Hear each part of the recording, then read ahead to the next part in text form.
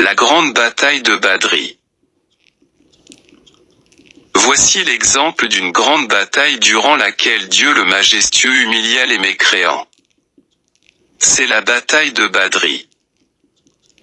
L'événement se déroula un vendredi matin, le 17e jour du mois de Ramadan de l'an 2. Écoutez ce qui s'était passé. Mahomet, le prince des créatures, apprit qu'Abou Soufian était sur le chemin de retour avec sa caravane. Pour rappel, c'est cette même caravane que le prophète avait voulu intercepter quelque temps auparavant quand il se rendit jusqu'à Doul-Ashira, par la volonté de Dieu, le majestueux. Sortons pour intercepter la caravane, dit Mahomet à ses compagnons. Il se peut que Dieu nous l'attribue cette fois-ci. Mahomet motiva ses hommes. Certains d'entre eux s'armèrent. Les autres sortirent les mains vides, sans aucun pressentiment. Abou Soufian, lui, craignant d'être attaqué, s'informait auprès des autres caravanes. Il finit par apprendre que le prophète de Dieu et ses compagnons l'attendaient sur le chemin pour attaquer sa caravane et récupérer sa fortune. Il paya d'un dîme et lui dit d'aller avertir les Mécois. Avant l'arrivée de cet Arabe, Atika, la tante du prophète, fit un rêve. Dans son sommeil, elle vit un individu, assis sur un chameau, inviter les gens à la mobilisation. Le malheureux disait en criant de toutes ses forces. Allez vite à la mort, aux gens perfides. À son réveil, elle raconta son rêve à son frère Abbas qui lui répondit. Ce rêve signifie qu'il y a une guerre qui éclatera prochainement. Atika et son frère se recommandèrent mutuellement de garder ce secret. Il ne se passa que 3 jours et le rêve se réalisa. Dindim arriva dans la ville et lança cet appel. Aux habitants de la Mecque, partez vite. Mahomet et ses compagnons ont attaqué votre caravane. Tous les chefs de famille mécois sortirent. Ceux qui n'étaient pas disponibles envoyèrent des délégués. Le nombre de volontaires mécois prêts à attaquer Mahomet atteignit 950. Parmi eux, il y avait 100 cavaliers. Le guide Mahomet quitta Médine avec 305 individus, car 8 des volontaires médinois avaient eu un empêchement et n'avaient pas pu faire le déplacement. Il y a, cependant, une divergence des historiens sur le nombre exact des musulmans qui s'étaient rendus à Badr. En tout état de cause, ils étaient 310 et quelques personnes. C'était le 10e jour du mois de Ramadan. Le prophète remit l'étendard à Ali, le lion majestueux. Les musulmans marchèrent et arrivèrent à Dafran.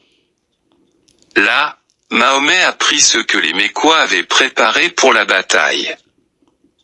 Il demanda alors à ses compagnons leurs avis.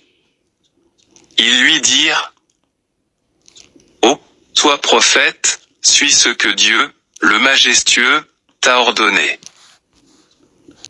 Nous ne te dirons pas ce que le peuple de Moïse lui avait dit. Nous te répondrons plutôt comme les apôtres de Jésus. » Mahomet, le prince de toutes les créatures, fut ravi et dit, « Allons. Réjouissez-vous et ayez le cœur tranquille. Il m'a été promis la victoire sur l'un des 2 groupes.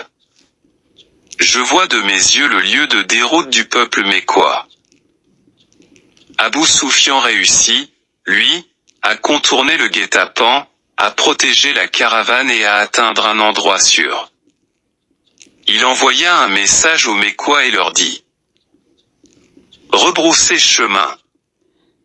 Nos fortunes sont en sûreté. » Nous ne rebrousserons pas chemin, dirent les chefs mécois. Nous descendrons à Badr, nous y ferons la bombance pendant un bon moment, nous égorgerons les chameaux et nous boirons de la bière. Les autres Arabes entendront ce que nous y avons fait. Ils continuèrent donc et firent halte juste avant d'arriver à Badr.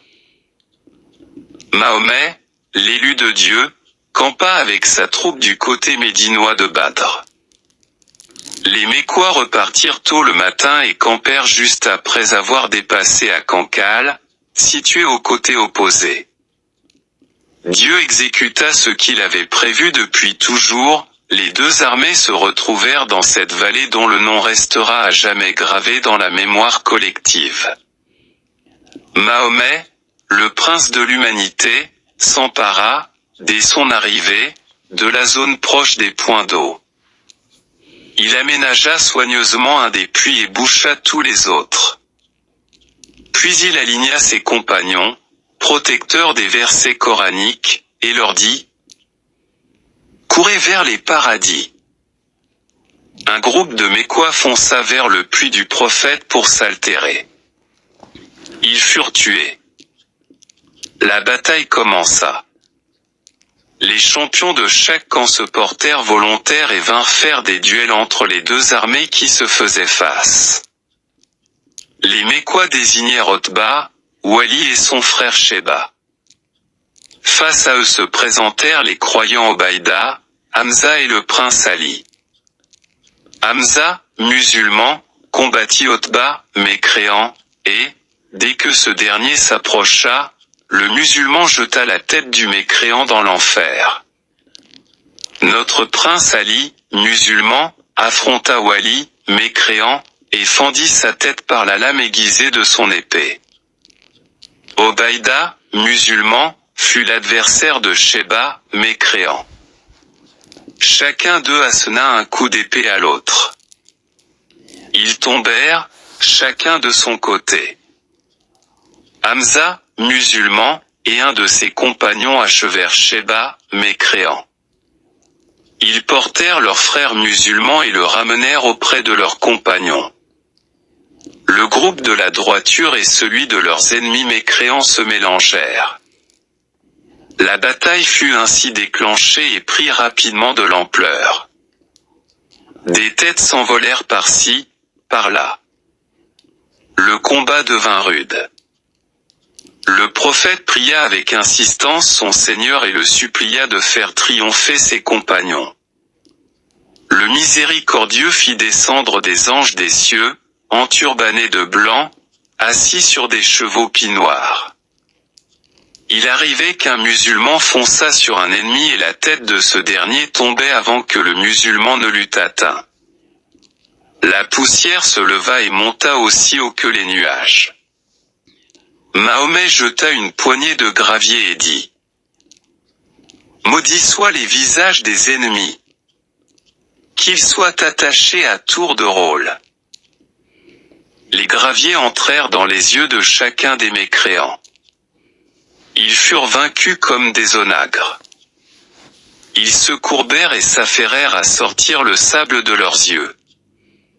Les compagnons du prophète mirent la main sur eux, tuèrent certains et capturèrent les autres. Dieu fit descendre un châtiment affreux sur Abu Jahl qui goûta à la plus aigre des morts. Les deux jeunes Mouads s'étaient élancés sur lui comme des aigles et l'avaient attaqué en redoutable guerrier. L'un d'eux trancha la jambe d'Abu Jahl, l'autre arriva sur lui et le frappa jusqu'à ce qu'il eût arrêté de bouger. Après, Ibn Mas'ud le décapita, porta sa tête devant le prophète et dit : voici la tête du chien des Arabes. Dieu déversa avec justice un fouet de châtiment sur les Mécois, ils burent dans le verre de la perdition. 70 d'entre eux furent tués, ce chiffre ne fait l'objet d'aucun doute, et leurs cadavres furent jetés dans les puits de Badr. 70 furent faits prisonniers, par la suite, furent soit exécutés, soit libérés sans condition, soit libérés après le paiement d'une rançon. Du côté des musulmans, il y eut 14 martyrs, là-dessus, il n'y a aucune contradiction, retiens-le. Le prophète resta 3 jours au lieu de la bataille, puis s'en alla. Que Allah lui rajoute sa miséricorde et son salut, ainsi qu'à sa famille et ses compagnons. Ce récit est un extrait du livre Mahomet, le joyau des vertueux, paru aux éditions L'Harmattan.